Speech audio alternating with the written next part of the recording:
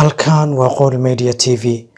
qodobada aad warkeena ku maqli doontaan waxaa ka mid ah dowladda oo qalabka ka hortaga COVID-19 ku wareejisay maamulada gobolka Banaadir, Koonfur Galbeed iyo Jubbaland. Dowladda Soomaaliya oo sheegtay inaan la hakin waxyaabaha qutul daruuriga u aadanaha. AMISOM oo xayiraad ku soo rogtay xiradii ugu weyneed ee Soomaaliya. Welwelka laga qabo cudurka faafaha daran ee coronavirus ee Afrika. Difaaca Sacuudiga oo gantaalo lagu weeraray. Wasiir Jarmala oo isdilay. Ku soo dhawaada mar kale Qowl Media TV. Wasaaradda Caafimaadka iyo Daryeelka Bulshada ayaa maanta ku wareejisay qalab loogu talagalay ka hortagga cudurka COVID-19 maamulka gobolka Banaadir iyo maamul goboleedyada Jubbaland iyo Koonfur Galbeed, kaasi oo ah qalab ay dowladda Soomaaliya ugu deeqay maalqabeenka reer Shiine ee Jagma Foundation. Dowladda waxa ay sidoo kale maalinta berri ay qalab midkaan la mid ah ku wareejin doontaa maamul goboleedyada Hirshabelle iyo Galmudug. Arrintan ayaa timid kadib markii wasiiradda caafimaadka ee dowladda dhexe kuwa maamul goboleedyada iyo gobolka Banaadir ay magaalada Muqdisho ku yeesheen kulan looga hadlayo sidii wadajir looga hortagi lahaa caabuqa faafaha daran ee caalamka ku sii fidaya. Dowladda Soomaaliya ayaa sheegtay inaan la hakin waxyaabaha lagama maarmaanka u ah bini'aadanimada sida qutul daruuriga ah. Maareeyaha hay'adda duulista rayidka Soomaaliyeed Axmed Macalin Xasan oo goordhow la hadlay warbaahinta qaranka ayaa sheegay in duulimaadyada la hakin ee gudaha dalka kaliya ay yihiin kuwa rakaabka dadweynaha, balse aysan ku jirin alaabaha qutul daruuriga sida raashinka, daawada, qalabka baabuurta iyo waxyaabaha la midka oo dadweynaha aysan ka maarmi karin. Maareeyaha ayaa sidoo kale sheegay in dowladda Soomaaliyeed iyadoo u turaysa shacabka ay ku dadaaleyso in culays fara badan aysan kula kulmin dadweynaha xayiraadaha la soo rogay. Hase ahaatee ay dowladdu u digayso dadka ka been abuura waxyaabaha aan xaqiiqda ku salaysnayn ka sheega dowladda.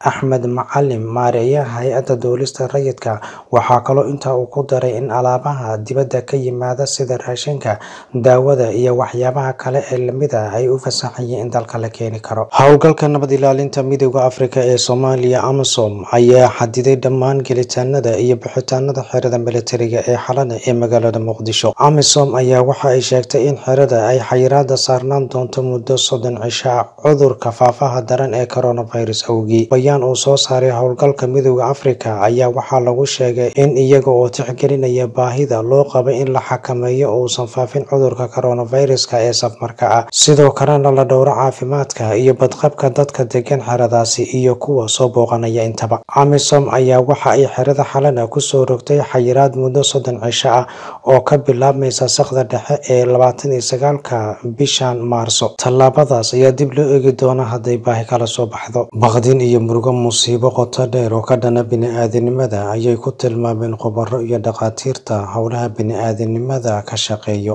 cudurka faafaha daran ee safmarka ee coronavirus loo yaqaano.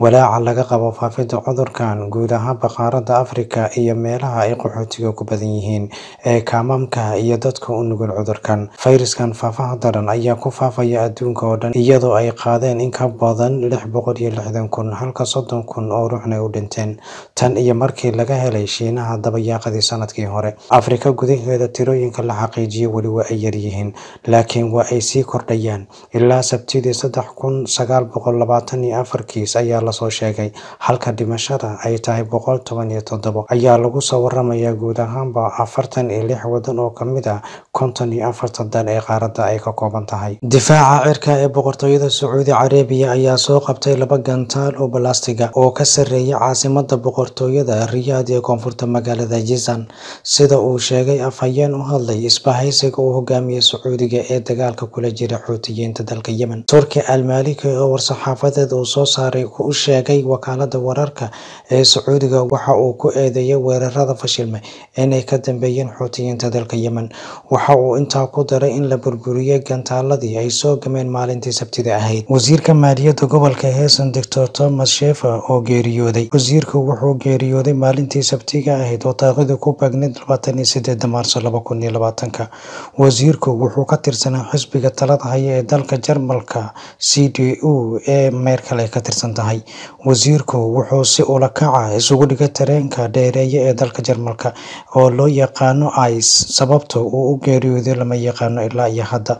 Wasiirku waxa uu ka tagay xaas iyo 2 carruur ah. Madaxweynaha maamul goboleedka Hessen ayaa ka tacsiyadeeyay dhimashada wasiirka, wuxuuna sheegay in dhammaantood ay la shoogsan yihiin dhimashada wasiirka. Qodobkaas ayaa u dambeeyay warka Qol Media TV si aan u gaarno yoolka ah inaanu warar xaqiiqo ku saleysan idiin soo gudbino. Fadlan aan sii faafi muuqaalkan mahadsanid.